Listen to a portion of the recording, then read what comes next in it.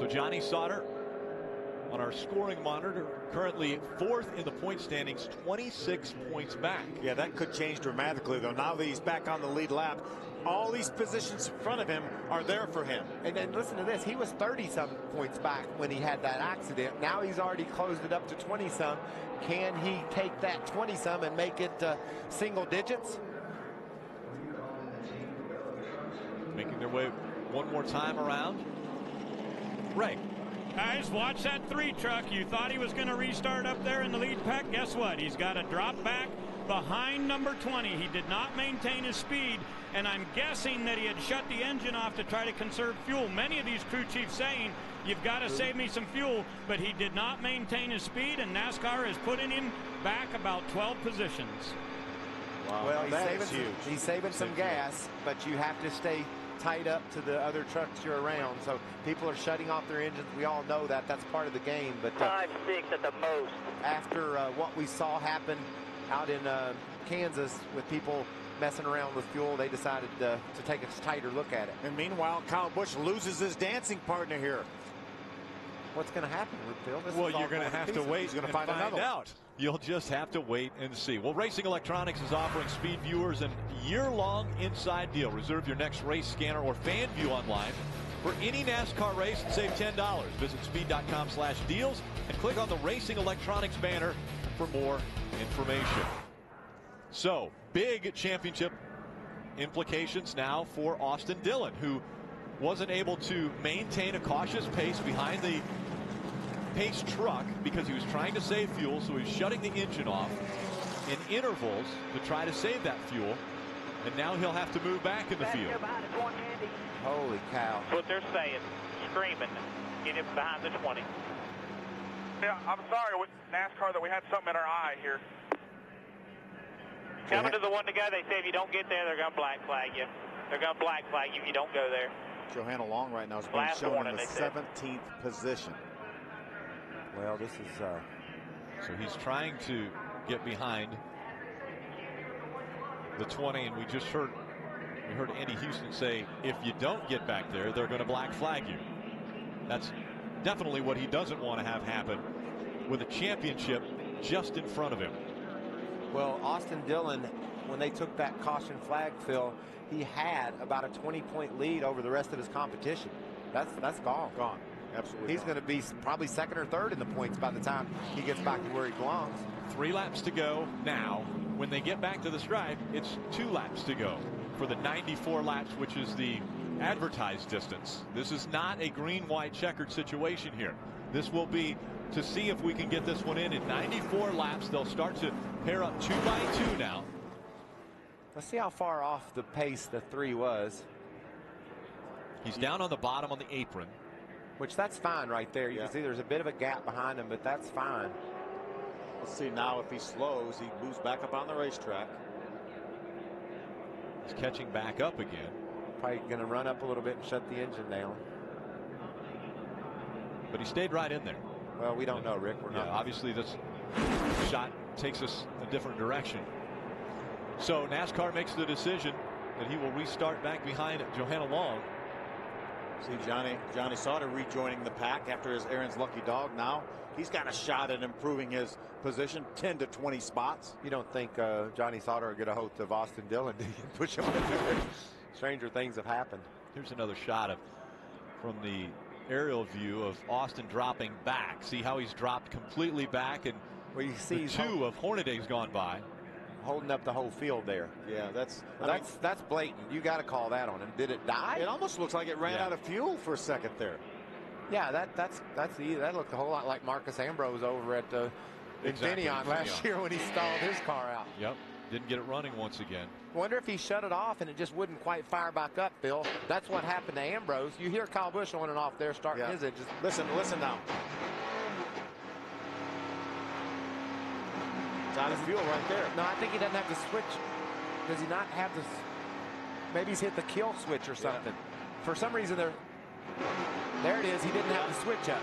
Yeah. So he made a mistake. He didn't realize he didn't have the switch up. Lost all his momentum. Saw a mistake last week at Vegas, spinning out. racing for a championship, those are things you can't afford to make. 2 laps until we see the checkered flag. Mike Wallace, Ron Hornaday 1 and 2 coming out of the tri-oval. Green flag back in the air. All right, come on down right now. There's one out of gas back there, Phil. Yeah. One shaking out of gas down on the apron. He won't make it back. If he doesn't get out of the way, we're going to have a caution. I think they'll run 2 laps before before he even stops. Here comes Ricky Carmichael. James Busher just in front of him. Got to hold somebody. That was the 17 of Timothy Peters that was running out of gas. Now we've got the 33 of Mike Wallace in front of Ron Hornaday. Down the back stretch they go. Here comes James Busher and Ricky Carmichael running 3rd and 4th. And we know how fast those 2 trucks are. The first time we've seen them hooked together. Can they run up there and do something with our 2 leaders? 3 wide back 10th through 20th. And they're spreading out as they come out of turn number 4. If they get to the white flag here to the start-finish line before the caution comes up, the next flag will finish this. We hope we don't see another caution across the stripe. 1 lap to go. Mike Wallace just in front of Ron Hornaday. Now the big question, will there be KHI orders for Hornaday to win this race? That can't happen, Phil, because here comes Busher and Carmichael. They do anything other than what they're doing, they're going to lose that 1st and 2nd spot. They got to hang right like that until the very last second. There's a chance at the start-finish line. Maybe Hornaday pulls out, but here comes Busher. Here comes the run by Busher and Ricky Carmichael. Going into turn number 3. Wallace and Hornaday 1 and 2. How about Jason White, top of the racetrack, hooked up. Coming out of turn number 4. This is where all the action will take place. Here comes the run. James Busher trying to go to the outside. Mike Wallace being pushed by Ron Hornaday through the tri-oval. 400 yards to go. It's going to be Mike Wallace who's going to win this one at Talladega. And that is a Kevin Harvick Incorporated win right there. Oh, God. I am so excited. Hey, Great job, Mike Wallace. Great job, Ron Hornaday. Couldn't dream of it any better like that. In baseball, they talk about manufacturing runs.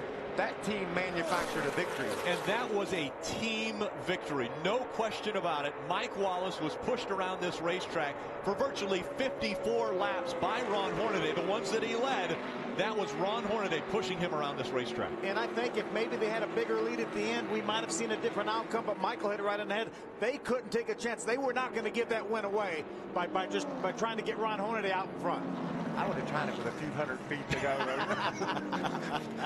But it's close, man. Let me just give it a shot. But what a smart move by Ron Hornaday. He's racing for a championship. He comes in here some 20 points out. He's cut that to 16. Our championship battle at one point, Austin Dillon had some 20 points over everybody. Now he's only 3 ahead of James Busher.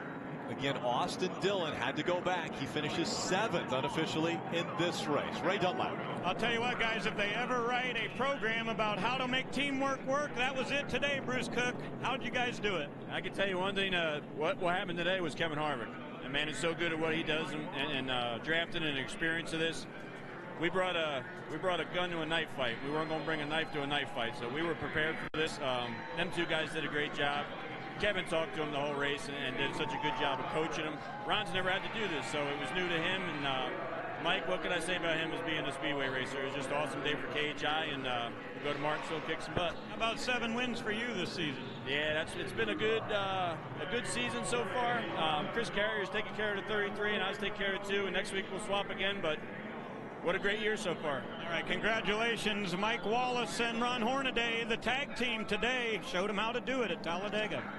Ray, that is the 6th 1-2 finish for Kevin Harvick Incorporated in the Camping World Truck Series. I think this may have been the most impressive 1-2 finish they've ever had, because, Michael, this race was won in the shop back in Kernersville, North Carolina, because they had it scienced out. They had the cooling system scienced out. They knew what they were going to do. They did it from lap 1 on. I love it. I love what that team did. Again, I agree with Bruce Cook. Congratulations, Kevin Harvick. That's how you put a plan together right there. How about the excitement out of Mike Wallace? Here, the 52-year-old out of St. Louis, Missouri. Last time he went to Victory Lane in the Camping World Truck Series was back in 2000 at Mesa Marin. We don't even run at that track anymore. What did you say? Nothing says speed better than Anderson's maple syrup? If you don't know what fast is, you got to think maple syrup. That'll get it done in a hurry. I just think this is a great story. Mike Wallace did an amazing job. He was my speed spotlight driver, Phil. Has a speed spotlight driver ever won a race? I'll tell you what, how about opposite end of the spectrum, though? Disgusted look on the face of Austin Dillon. Let's go down to Hermie.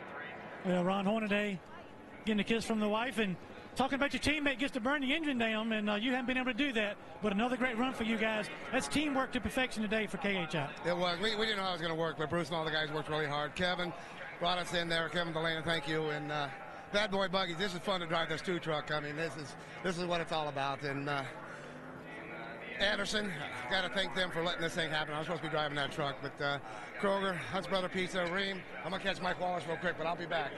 This is unbelievable.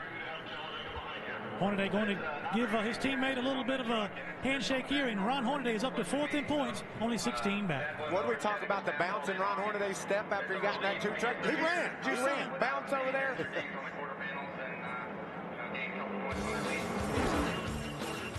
I believe this sport is ageless.